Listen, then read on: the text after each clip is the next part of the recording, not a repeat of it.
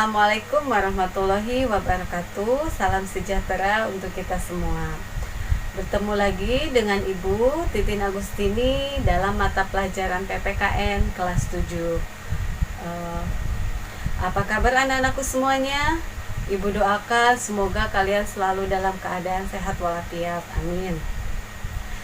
Meskipun dalam kondisi pandemi, kita harus tetap semangat dalam melaksanakan pembelajaran jarak jauh dan selalu ikuti protokol kesehatan.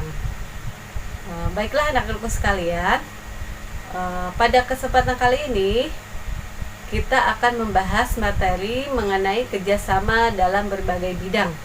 Nah, sebelum kita membahas materi, alangkah baiknya kita berdoa terlebih dahulu. Berdoa menurut agama dan kepercayaan masing-masing dimulai. Berdoa selesai.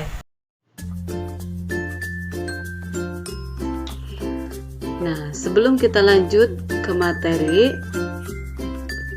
Ibu akan bahas dulu mengenai kompetensi dasarnya adalah memahami pentingnya kerjasama dalam berbagai bidang kehidupan di masyarakat.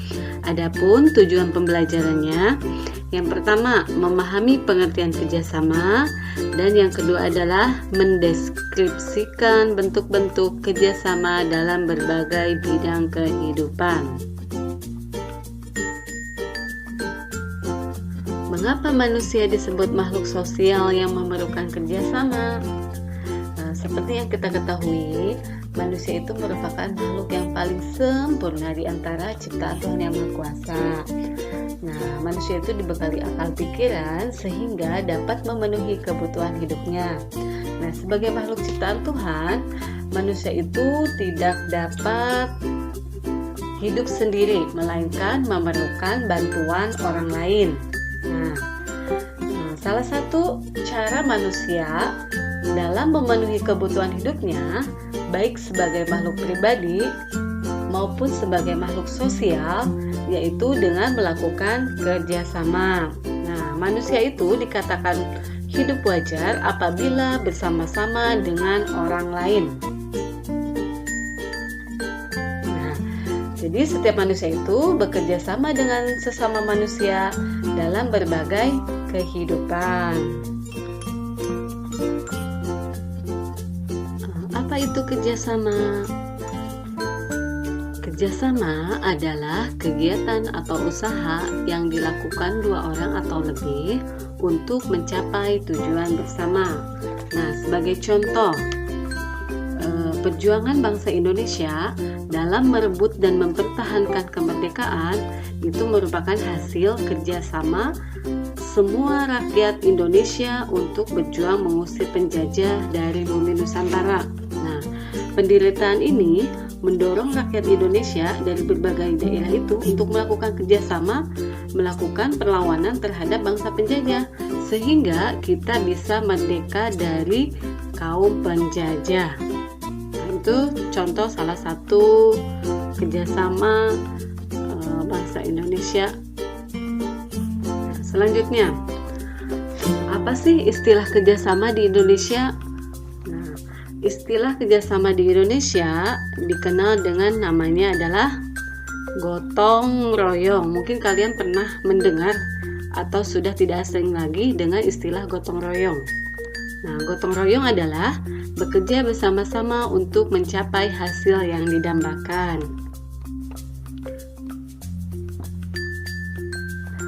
Nah, gotong royong yang dilakukan oleh masyarakat Indonesia merupakan perwujudan semangat sila ketiga Pancasila, yaitu Persatuan Indonesia.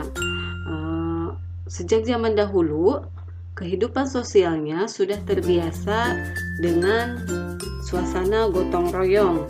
Dalam masyarakat Indonesia mereka saling membantu, dan hampir semua kepentingan masyarakat dibangun dengan bergotong royong.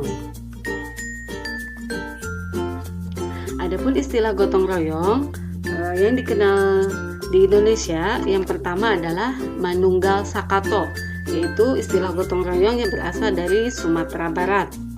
Kemudian ada Sikaroban, yang berasal dari Palembang, ada gugur gunung dari Jawa, kemudian ada mafalus dari Minahasa, dan subak dari Bali.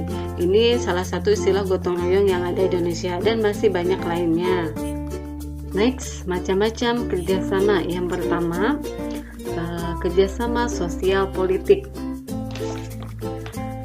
Landasan kehidupan sosial politik masyarakat Indonesia yaitu sila keempat yang berbunyi kerakyatan yang dipimpin oleh hikmat kebijaksanaan dalam permusyawaratan perwakilan. Nah, jadi perilaku politik di sini harus didasari oleh nilai hikmat, kebijaksanaan, permusyawaratan, dan perwakilan. Nah, adapun contoh kerjasama sosial politik yang sering kita temui di Indonesia adalah pemilu. Nah, pemilu adalah tujuannya untuk memilih pemimpin rakyat atau wakil rakyat dalam pemerintahan. Nah, pemilu ini dilakukan secara voting atau melalui pemungutan suara agar mencapai musyawarah mufakat. Nah, ini contoh pemilihan umum ya untuk kerjasama sosial politik. Terus yang kedua ada namanya kerjasama ekonomi. Nah, kerjasama ekonomi di sini digambarkan pada pasal 23A dan 33A. Nah, pasal 23A Undang-Undang Negara Republik Indonesia tahun 1945 berbunyi, pajak dan pungutan lain yang bersifat memaksa untuk keperluan negara diatur dengan undang-undang.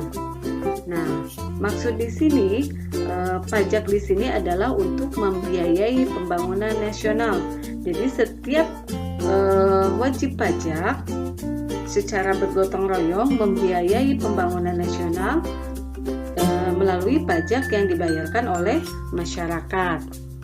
Nah, kemudian pasal 33A ayat 1 berbunyi, perekonomian disusun sebagai usaha bersama berdasarkan atas kekeluargaan. Nah, contoh kerjasama ekonomi menurut pasal 33A adalah koperasi. Nah, koperasi itu adalah suatu badan usaha yang beranggotakan orang-orang dan badan hukum dengan berlandaskan prinsip kerjasama dan kekeluargaan. Nah, itu adalah contoh kerjasama ekonomi. Next, yang ketiga ada yang dinamakan kerjasama pertahanan dan keamanan, yaitu terdapat pada pasal 30 ayat 1 dan 2, di mana pasal 30 ayat 1 Undang-Undang Negara Republik Indonesia berbunyi, tiap-tiap warga negara berhak dan wajib ikut serta dalam usaha pertahanan dan keamanan negara. Kemudian ada pasal 27 ayat 3 yang berbunyi, setiap warga negara berhak dan wajib ikut serta dalam upaya pembelaan negara. Nah, maksud kerjasama pertahanan dan keamanan di sini adalah bela negara. Jadi kesadaran bela negara mengembangkan nilai kenegaraan dalam pembangunan sistem pertahanan negara yang terdiri dari 5 nilai. Yang pertama ada cinta tanah air, yang kedua kesadaran berbangsa dan bernegara, yang ketiga keyakinan Pancasila sebagai falsafah dan ideologi negara, yang keempat rela berkorban untuk bangsa dan negara, dan yang kelima memiliki kemampuan awal bela negara fisik dan non-fisik.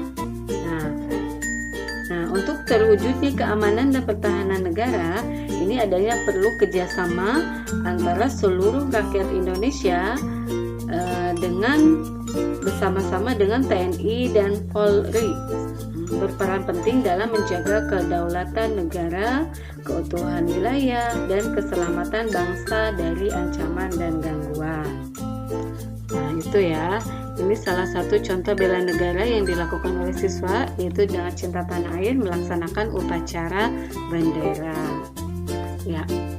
Selanjutnya yang keempat adalah kerjasama antar umat beragama. Seperti yang kita ketahui, Indonesia itu memiliki 6 agama yang diakui. Yang pertama ada agama Islam, kedua agama Buddha, ketiga agama Hindu, yang keempat ada agama Kristen Protestan, yang kelima Kristen Katolik, dan yang keenam adalah Konghucu. Nah, kerjasama antar umat beragama terdapat pada pasal 29 ayat 2.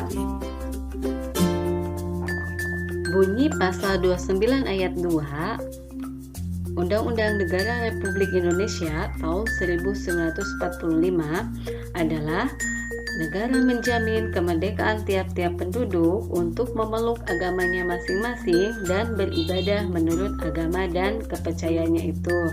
Jadi pasal tersebut mengandung arti bahwa adanya jaminan negara atas hak kebebasan penduduk untuk memeluk agama dan beribadah menurut agama yang dianutnya. Adapun kerjasama antar umat beragama ditandai dengan sikap satu, harus saling menghormati umat seagama dan berbeda agama. Yang kedua, sikap saling menghormati hak dan kewajiban umat beragama. Dan yang ketiga, saling menghormati lembaga keagamaan yang seagama dan berbeda agama. Atau ketiga sikap kerjasama tersebut dikenal dengan istilah toleransi. Itu ya. Sampai di sini. Nah, dalam mengembangkan sikap kerjasama dalam berbagai kehidupan masyarakat, setiap warga negara itu harus menghindari sikap tidak terpuji. Salah satu contohnya adalah yang pertama, sikap fanatik sempit. Yang dimaksud sikap fanatik sempit di sini adalah sifat yang merasa diri sendiri itu paling benar. Yang kedua ada individualis. Nah, yang dimaksud individualis di sini adalah sifat yang lebih mendahulukan kepentingan sendiri daripada kelompoknya. Kemudian yang ketiga ada sikap eksklusivisme. Maksud di sini adalah sikap selalu memisahkan diri dari kehidupan sosial di masyarakat, seperti ada jurang pemisah akibat perbedaan, misalkan suku, adat istiadat, agama, bahasa daerah, dan lain sebagainya. Yang keempat adalah sikap primordialisme. Nah, maksud di sini adalah perasaan kesukuan yang berlebihan. Kerjasama dalam kehidupan bermasyarakat, berbangsa, dan bernegara akan terwujud apabila setiap anggota masyarakat dapat mengembangkan sikap saling menghormati, saling menghargai antar suku, agama, ras, dan antar golongan. Ya, itulah penjelasan mengenai kerjasama dalam berbagai bidang kehidupan.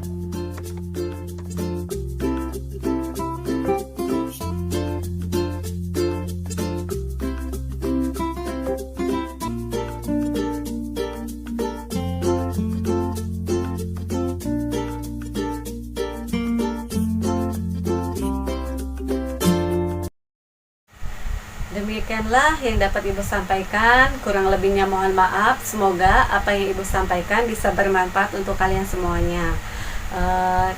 Ingat, tetap semangat dalam melaksanakan pembelajaran jarak jauh dan patuhi protokol kesehatan. Ibu akhiri, wabillahi taufiq wal hidayah. Wassalamualaikum warahmatullahi wabarakatuh.